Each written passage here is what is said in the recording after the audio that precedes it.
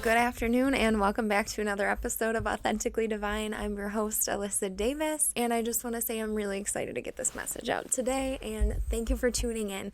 If you are new here, I just want to shout out my friend Nosh. He created the intro and the outro music and made it into a song, and I always link his SoundCloud. It's connected to all of the notes on the show note caption, so please go take a look.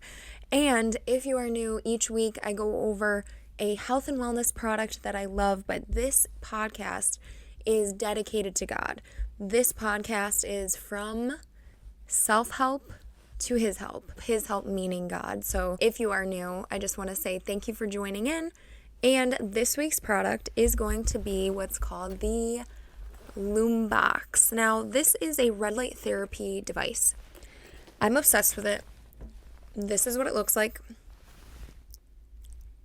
Little product feature, and what happens is it has near infrared light and red light. What near infrared red light does, it's a different type of red light. The waves are different, and what it does is it helps with inflammation, pain. If you have a muscle cramp, something like that, or period cramps, this works wonders. Now, near infrared light is, and I turned it on, is the light you can't see, but you can feel it. It feels amazing. After 12 minutes, my cramps go away, my leg cramps, whatever it is at the moment, and it feels so good. If you are dealing with acne, or if you are dealing with something like a skin ailment, like a cut and something like that, then the red light therapy will do the wonders. Oh, just blinded myself. But this, see, it's really bright. Whoa. Okay. This will help with acne. This will help with anything like scarring, something that is on the surface. So I just want to talk about how this product is also HSA verified. So if you have an HSA, and like me, my company that I work for provides me with money each year that goes into my HSA. I used this last year. This had come with me on a trip when we went hiking at Lake Placid, New York. It helped my ankles, it helped my foot, it helped my calves. I use this so avidly, and I really am an advocate for red light therapy because of the fact that it has this healing effect that otherwise we wouldn't have. I mean, the sun has red light, so it mimics that. So this is also good for when you are going to bed, if you want to do your face. If you want to put it on, like I do it after I have washed my face and I put my night skincare routine. I got my lotion on. It has goggles. So you never want to really have the red light therapy blasting in your eyes. It's bad for your eyes. So they give you goggles. And after I do like a 6 to 12 minute session with it, I fall asleep and I stay asleep. Red light therapy is great for that. I use my red light sauna right before bed. I get all warm. This red light therapy for the face will help you relax. My boyfriend uses it for migraines. Truly, it does help. And I just want to say Lumebox, they're real for that, making this brand. And now it's expensive. It's an investment. I'm never going to lie to you. These products that I use are health investments. I've used them throughout the years. You know, I didn't just go and buy a red light sauna and then go buy the red light therapy. I have waited. I've been patient. You know, my journey with all of these organic products did not start today. I've been doing this for 4 years. It takes time. But I just want to say, if you are looking for a product that helps your skin or helps with inflammation, skin cell rejuvenation or regeneration, I would definitely take a look. But I just wanted to say thank you. Yeah, I'm a little dressed up today. I had gone to church this morning. So, yeah, I'm wearing this cute little outfit. I got this shirt from a place called Buffalo Exchange in Dallas, Texas.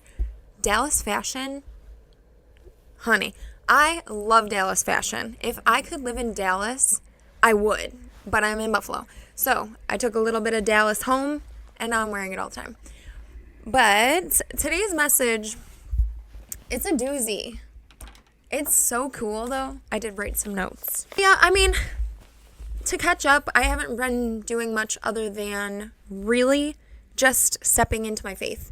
If you know me, I'm not really going out in public anymore. I'm doing a lot of like in-person community things. I'm with my friends in person. I'm not going out to dinner much. I've just been enjoying the splendor that is at home and resting and just enjoying the people that I have in my life. That it's a beautiful thing. But I've been really excited about getting into just starting a new chapter of my life. And today's message at church really just like emphasized this point. Now, today's episode is going to be called He Who Is Not Named. Some of you might be thinking, oh, Voldemort from Harry Potter? Similar concept. Evil. We don't want to specify it by name in our day-to-day.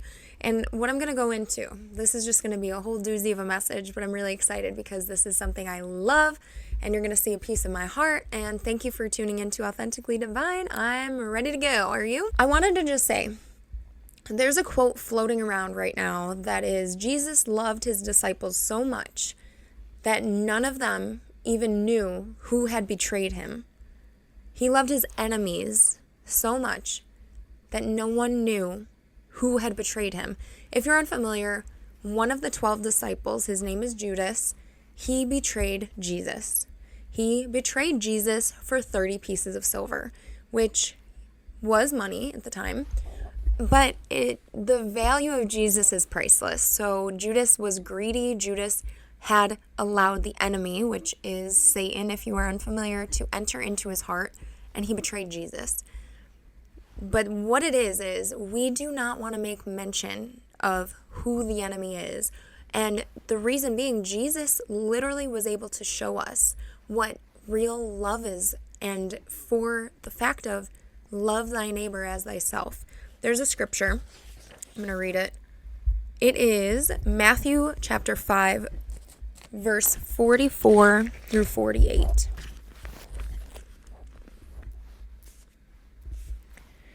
And this is where Jesus is just telling us a commandment.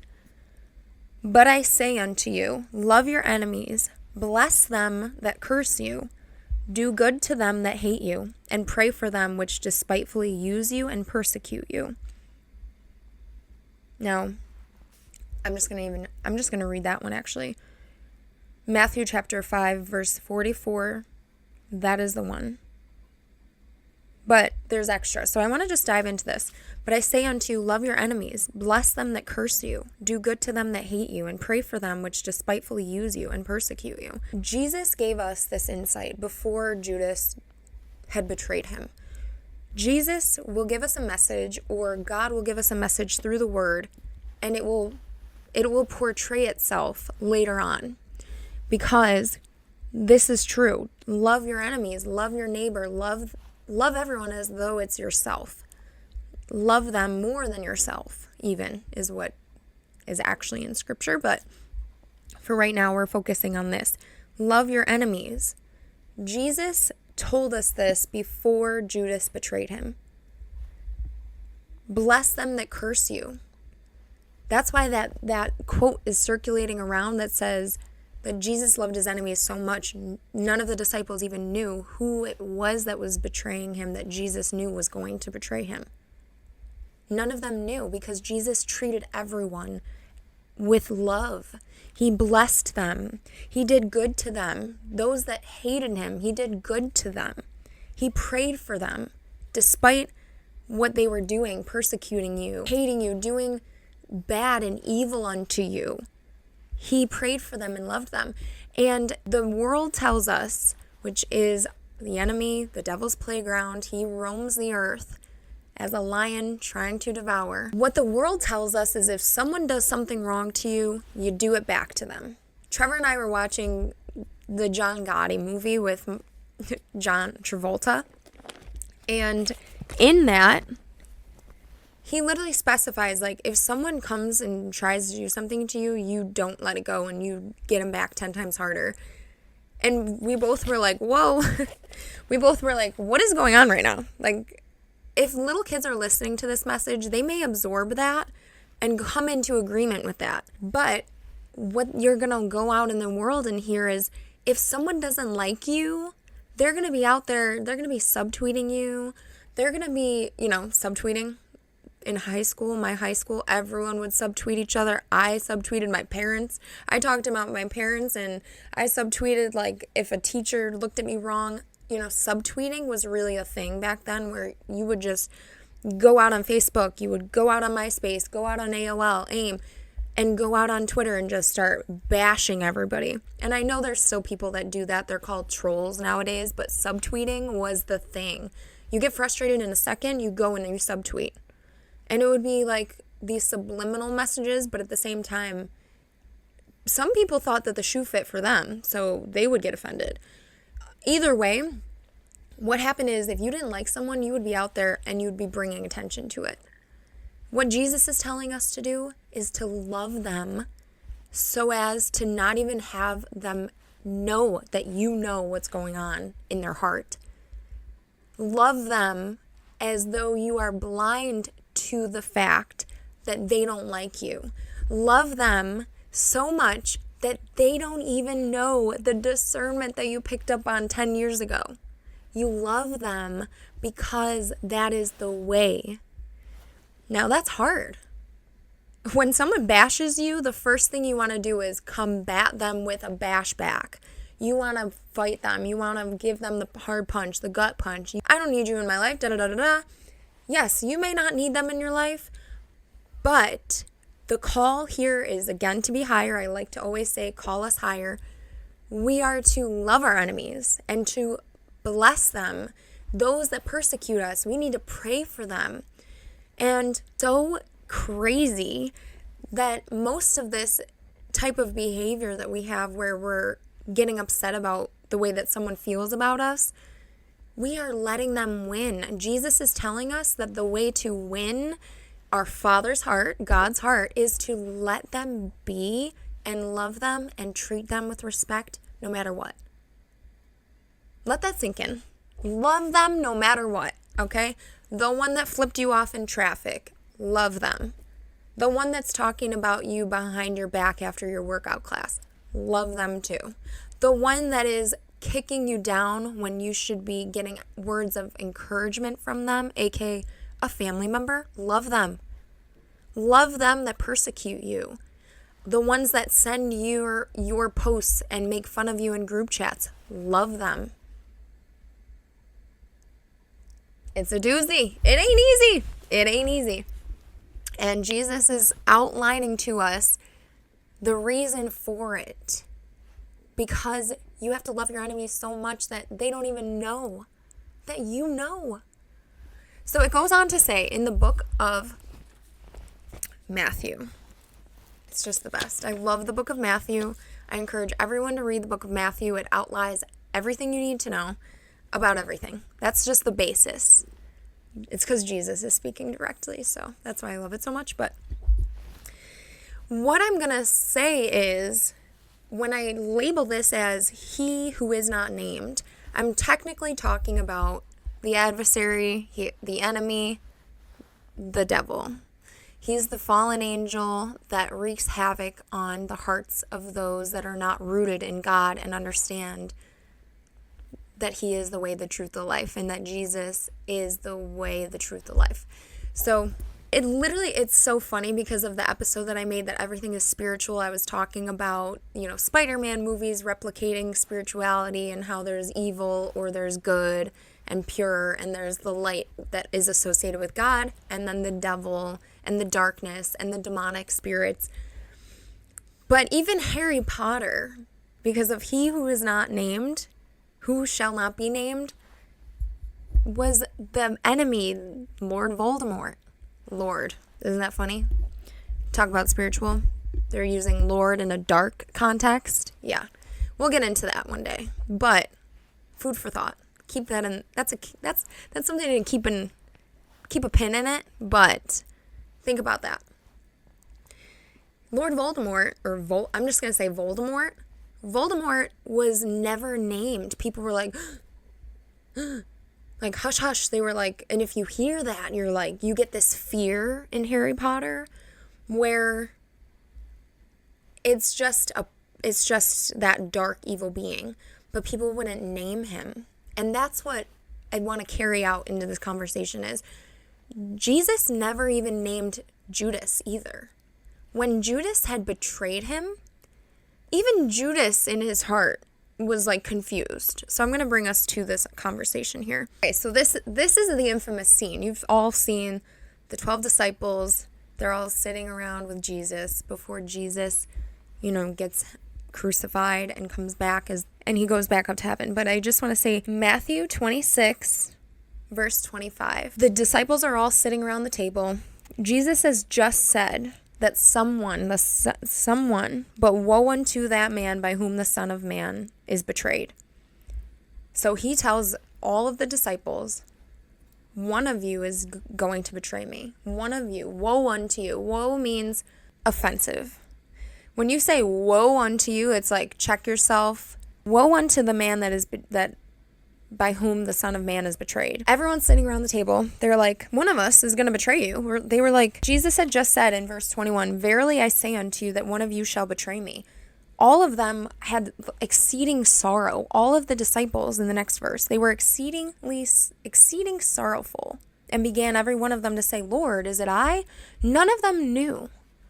So first of all, I did mention none of them knew who it was in the group of 12 that had betrayed Jesus, right? So that means that Jesus never displayed any sort of change in his tone, never displayed any sort of hatred in his heart, allowed everyone to be loved. That's hard for us humans, but I want to make a note. Also, the key point that I learned today in church, they were all saying, Lord, is it I? Even Judas himself did not know that he betrayed Jesus. That means he was blind to the sin that was coming into his heart. Jesus was betrayed by Judas because Judas was going to sell him out, and he did later on in the Bible. But Judas he went up to the chief priests and gave information of where Jesus was going to be, so that he could be taken, which ultimately led to his crucifixion. So what happened here is that even Judas was in love with Jesus, was sitting with him, was doing all of these things. He was blind to the fact that he betrayed Jesus. Literally blind. He didn't even know. He had to ask, Lord, is it I? The next verse 25, then Judas, which betrayed him. So Judas didn't betray him yet because this didn't happen Jesus was not captured yet. Judas was just speaking and talking in the works. He was creating a plan, but he didn't yet betray Jesus. But in this, when he asks, Master, is it I? The Bible prefaces by saying that Judas, which betrayed him, he hadn't done it yet.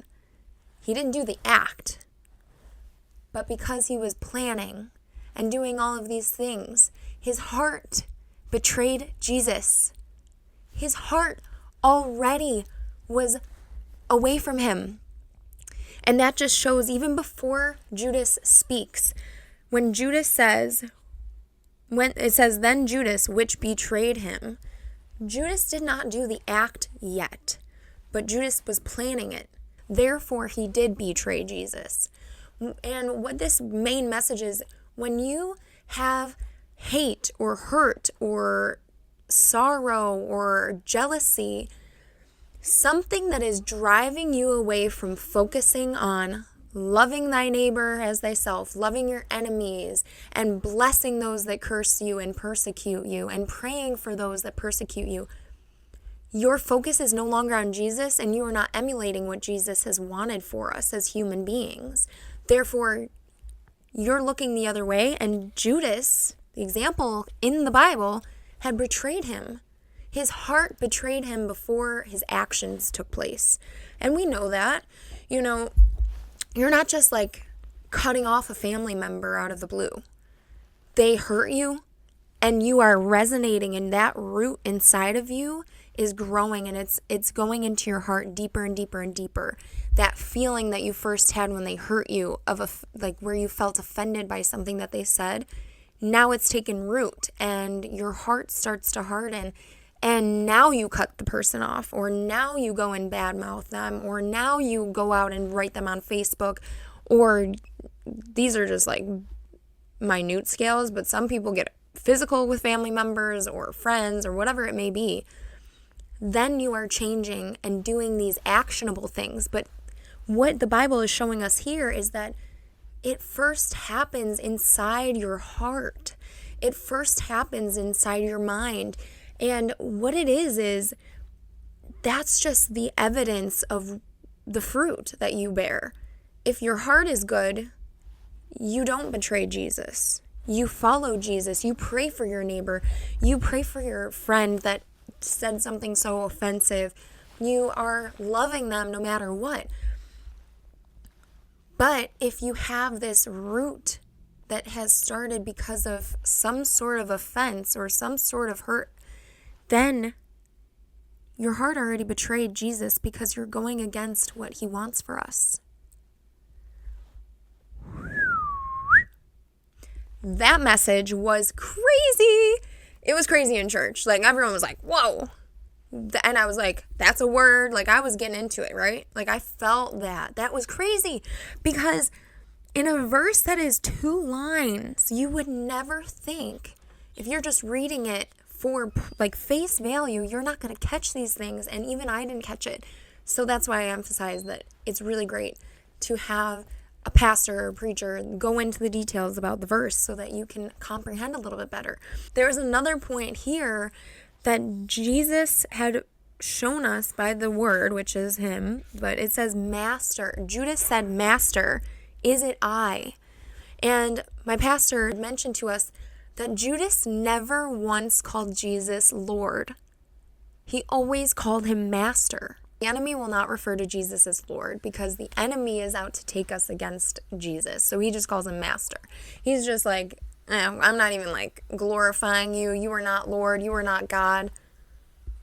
That was also another like bomb drop for everybody because we were like, whoa. But this is the main point of like, he who shall not be named. Even Jesus' response after Judas had asked him, Master, is it I? Jesus just said, thou hast said. He didn't say, yes, Judas, you betrayed me. He said, you have said. AKA just, reflecting back. He's just a mirror onto Judas. And this is just crazy. Because of the fact that Judas was not named, it is showing us, because when you betray and you have these feelings in your heart and you are going against Jesus, that is not from God, right? That's clear as day here. From Jesus, if it was from God, there wouldn't be shame towards it. You would call Jesus Lord. You wouldn't be calling him Master. You would be submissive to God and Jesus. Therefore, it's showing that there is something here that if you cannot be submissive to the Lord or to Jesus and the commandments and the way that which we are called to be, it is from the enemy. And we don't even want to name him. Jesus didn't even name Judas. He said, Master, is it I? And Jesus said back, you have said. I mean, what a cordial way to, he didn't say, Judas, I'm going to go subtweet about you, and I'm going to go post you and blast you on social media, or go and blast you to everybody. All he did was reflect back what Judas had said. And with like this cordiality, he was so cordial about it. And so gracious. And that's why I just love Jesus so much. Because 3 words he spit in Judas's face. Literally spit in his face. Thou hast said, like, whoa. If you know, you know, kind of vibes. Like, thou hast said. But my sister just stopped me. She was like, I've never seen you do this before. You're getting so excited. And I love it because I am. And each time I do an episode, I get so excited. But I want to just talk about, I kind of went in here. So let's take a breather. Recap. Love your enemies. Treat them as though they are not your enemies. Treat them with so much love that it just, you're merciful. You're merciful like Jesus. You're gonna see like, hey, they made a mistake. Love them. And I did a whole episode on forgiveness, and I would love for you to hear this message, and maybe if you need emphasis, go back to that. If it's something where offense had really hurt you and someone had hurt you, where forgiveness lies within the Bible and the concepts and the directions on how to handle that, because it's very important. Because betrayal and hurt and offense all can lead to being pulled into the enemy's playground rather than being focused on Jesus. And as we dive in here a little bit more, I wanted to say that because the example is that Jesus did not name his enemy here. And I wanted to just talk about the fact that when we are beginners of, and this is so new to me, right? Being a follower of Jesus and just being rooted in the Word. I wanted to go into details because as a new Christian, they reference it as a baby Christian. People like myself who have just been saved within the last year, right? Or just in general. And I'm learning, and I am just such a willing vessel for God to use. And I just want to keep knowing him and keep learning about Jesus and how I've been saved and why and the love that God has for me. When we start to become immersed in the Word, which is the truth, and I'm pointing to my Bible, Judas opened up the door and allowed for the betrayal to happen.